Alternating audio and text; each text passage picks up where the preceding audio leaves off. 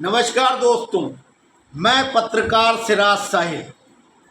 यूं तो मैं लॉरेंस बिश्नोई के द्वारा बाबा सिद्दीकी की हत्या किए जाने का स्वीकारोक्ति करने के बाद उसके ऊपर वीडियो बनाने का इच्छुक हरगिज़ नहीं था, लेकिन बहुत से लोगों के कहने पर और दर्शकों की मांग पर ये वीडियो मैं बना रहा हूँ। हमारा सीधा सीधा ये कहना है कि लॉरेंस बिश्नोई, जो कि सलमान खान को इस बात के लिए टारगेट कर रहे हैं कि उन्होंने आज से 25-30 साल पहले शूटिंग के दौरान काले हिरण का शिकार किया, वो मामला कोर्ट में विचाराधीन है। अब बिश्नोई जिस तरीके से पिछले 25-30 साल से उनको अपना टारगेट बना रहा है, अगर इस बात को यहीं तक समझा जाए तो एक तरह से ठीक भी कहा जा सकता है। लेकिन मेरा ये मानना है कि बिश्नोई समाज से उसका कोई लेना देना नहीं, वो उसका कोई ठेकेदार नहीं है, बल्कि इस तरह से वो अपराध की दुनिया में अपना दबदबा कायम करना चाह रहा है। जिस तरह से एनआईए ने अपने सरकारी दस्तावेज डोजियर में लॉरेंस बिश्नोई के बारे में बताया है, उससे पता चलता है कि पिछले 10-12 साल से सलाखों के पीछे रहते हुए भी उसने 700 लोगों को अपने गैंग में भर्ती कर लिया। तो ये बात हमारे देश की सरकार के लिए भी चिंतनीय है और उसकी कार्यप्रणाली पर भी सवालिया निशान डालती है। हमारा ये भी कहना है कि हमारे देश में सोशल मीडिया और मीडिया अपनी टीआरपी के चक्कर में तरह तरह से वीडियो पोस्ट करके, तरह तरह के मीम्स बनाकर अपने अपने चाहते लोगों को हीरो बनाने में तुले हैं। कोई लॉरेंस बिश्नोई को देशभक्त करार दे रहा है तो कोई सलमान खान को अपना हीरो मान रहा है। हमारा कहना है कि जिस तरीके से दो समुदायों के बीच में रस्साकसी करके या आपराधिक मामलों को उजागर करके मीडिया में हाईलाइट किया जाता है, उससे समाज में तनाव पैदा होता है। ऐसे हालात में हमारे देश के मुख्य न्यायाधीश और जजेस लोगों को सो मोटो लेते हुए ऐसे निर्देश ज़रूर जारी करना चाहिए जिससे पत्रकारिता के क्षेत्र में और डिजिटल मीडिया के क्षेत्र में काम करने वालों को मनगढ़ंत स्टोरी करने की छूट ना हो। अगर आज आप फेसबुक, इंस्टाग्राम, यूट्यूब और अन्य माध्यमों का अध्ययन करें और उनकी पड़ताल करें तो निश्चित तौर पर आप पाएंगे कि इन माध्यमों पर दो हिस्सों में लोग बटे हुए हैं। एक तो लॉरेंस बिश्नोई को हीरो मान रहे हैं और उसका समर्थन कर रहे हैं, और दूसरे सलमान खान के बचाव में हैं। हमारा मानना है कि इस तरह की घटनाएं हमारे देश में इसलिए होती हैं क्योंकि हम जिस तरीके से राजनीतिक नेता अपने निजी स्वार्थ के चलते अपराधी छवि के लोगों का समर्थन करते हैं और अपने लाभ के लिए उनका फ़ायदा उठाते हैं, उससे ही ऐसी स्थिति पैदा होती है। मैं किसी धर्म विशेष की बात नहीं करूंगा। अगर हिंदुस्तान के आपराधिक इतिहास को देखा जाए तो कमोबेश सभी राजनीतिक पार्टियों ने गुंडे बदमाशों का संरक्षण किया है और उनसे समय समय पर लाभ हासिल करने का काम भी किया है।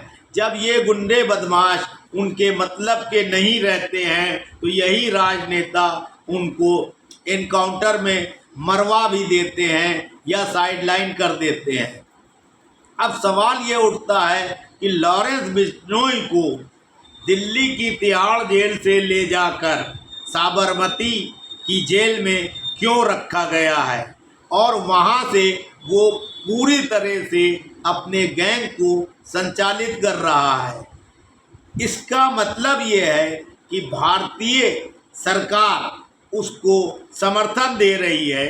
अगर लॉरेंस बिश्नोई से इतनी ज़्यादा मोहब्बत है और उसकी कार्यप्रणाली पर इतना ज़्यादा यकीन है भारत सरकार को, तो उसको निश्चित तौर पर लॉरेंस बिश्नोई को अपनी एक पूरी टीम के तहत इंचार्ज बना देना चाहिए। जैसा कि कई चैनलों में रिपोर्टर उसको ये कहते हुए दिखाई दे रहे हैं कि वो तो एक तरीके से राजभक्ति का काम कर रहा है और खालिस्तानियों को ठिकाने लगा रहा है।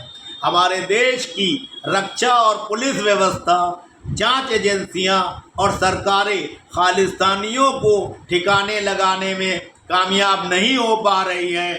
तो ऐसे हालात में लॉरेंस बिश्नोई जैसे महान आत्मा के व्यक्तित्व को इसकी जिम्मेदारी तुरंत प्रभाव से प्रधानमंत्री नरेंद्र मोदी और गृह मंत्री अमित शाह को दे देनी चाहिए और इसमें उनका सहयोग देश के मुख्य न्यायाधीश DY चंद्रचूड़ साहब को भी करना चाहिए। अगर ऐसा करने में लॉरेंस बिश्नोई सक्षम होते हैं तो मैं तो ये कहूँगा कि भारत सरकार को उनको खालिस्तानियों को मिटाने के लिए और ठिकाने लगाने के लिए भारी भरकम बजट का भी आवंटन कर देना चाहिए। लॉरेंस बिश्नोई को मैं समझता हूँ सिर्फ इसलिए ज़्यादा हाईलाइट किया जा रहा है कि वे सलमान खान को अपना टारगेट बनाए हुए हैं और उसी के तहत वे अपनी सारी कारगुजारियाँ कर रहे हैं। क्योंकि बिल्डर हों, व्यापारी हों, चाहे फिल्मी दुनिया के लोग हों, वे इस बात से दहशतज़दा हैं कि जब लॉरेंस बिश्नोई सलमान खान को धमका सकता है या उनको आतंकित कर सकता है तो हमारी क्या बिसार। अगर लॉरेंस बिश्नोई ने वास्तव में सलमान खान को ही टारगेट बनाया होता तो बाबा सिद्दीकी को मारने का क्या मतलब। आपको अगर किसी एक व्यक्ति विशेष से कोई आपत्ति है या दुश्मनी है या आप खार खाए हुए हो तो आप उसके ऊपर ही अटैक करोगे। आप उसके आसपास या उसके पड़ोसी, उसके दोस्त मित्रों को हरगिज़ नहीं टारगेट करोगे। ये भी एक बदमाशी का उसूल है।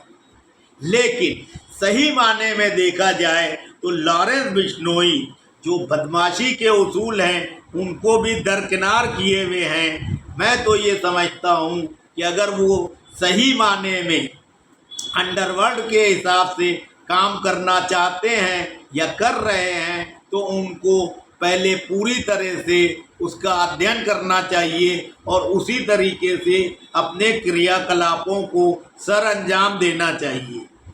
आप लोगों को धमका कर, उनसे पैसा लेकर और उनका मर्डर करके क्या संदेश देना चाहते हो। जिस तरीके से साबरमती की जेल में बैठे हुए लॉरेंस बिश्नोई टीवी पत्रकारों को इंटरव्यू देता है, उससे साफ जाहिर होता है कि उसको जेल अधिकारियों, पुलिस प्रशासन और सरकार का वर्चस्व प्राप्त है। बिना सरकार और पुलिस अधिकारियों के सहयोग से कोई भी अपराधी ऐसा नहीं कर सकता। हमारे देश के नीति नियंताओं को सबसे पहले इस तरह की रिपोर्टिंग पर रोक लगाने के लिए सूचना प्रसारण मंत्रालय के मार्फत एक दिशा निर्देश जारी करना चाहिए और इस तरह के समाचारों को जिसमें अपराधियों को महिमामंडित किया जाता है या किसी तरीके से उनके द्वारा दी गई धमकी को प्रोपोगंडा के तौर पर प्रसारित किया जाता है ताकि समाज में माहौल गड़बड़ किया जा सके, दहशत पैदा की जा सके और इसी दहशत के दम पर ही ये लोग अपना कारोबार चलाते हैं। अगर मूल गहराई में जाया जाए समस्या की तो अगर इन लॉरेंस बिश्नोई जैसे लोगों की खबरों को प्रसारित ना किया जाए और सलमान खान को भी एक तरफा हीरो ना बनाया जाए और उनका महिमा मंडन ना किया जाए तो निश्चित तौर पर देश में अमन चैन स्थापित हो सकता है। लेकिन बड़े दुर्भाग्य की बात है कि चंद वोटों की खातिर या अपने निजी स्वार्थ के चलते राजनीतिक दल, सत्ताधारी दल अपने लाभ को प्राप्त करने के लिए इस तरह के लोगों का सपोर्ट करते हैं, जो कि किसी भी लोकतांत्रिक देश के लिए सही नहीं है। हमारा मानना है कि सरकार अगर पूरी चीज़ों को तत्परता से देखे और इनका समाधान करने का प्रयास करे तो निश्चित तौर पर सारी समस्याओं का समाधान हो सकता है। और सबसे पहले जिस तरीके से मीडिया और सोशल मीडिया में पूरा माहौल गंदा करने का काम किया जा रहा है और एक समाज से दूसरे समाज को लड़ाने का काम किया जा रहा है बिश्नोई और सलमान के मामले को लेकर, उसको तुरंत प्रभाव से बंद किया जाना चाहिए और पुलिस प्रशासन और सरकार को ईमानदारी से काम करते हुए अपराधी के खिलाफ सख्त से सख्त कार्रवाई की जानी चाहिए। और सलमान खान के ऊपर काले हिरण का शिकार का जो मामला है उसको भी अंतिम पायदान तक ले जाना चाहिए और वो अगर दोषी होते हैं तो उनको भी न्यायालय के हिसाब से दंड प्रदान किया जाना चाहिए। और लॉरेंस बिश्नोई अगर कुछ मामलों में, जैसा कि वो खुद कहता है कि पुलिस ने जेल में बंद उसके ऊपर मुकदमे लगा दिए हैं, तो इस कार्य प्रणाली से भी पुलिस और सरकारों को बचना चाहिए। किसी एक सही व्यक्ति को अपराध की दुनिया में पहुंचने के लिए या अपराधी बनने के लिए प्रेरित करने की मानसिकता से सरकारों और राजनीतिक दलों को भी बाज आने की ज़रूरत है। तभी देश और समाज में अमन शांति का माहौल पैदा होगा। राष्ट्र हित में जारी। जय हिंद, जय भारत।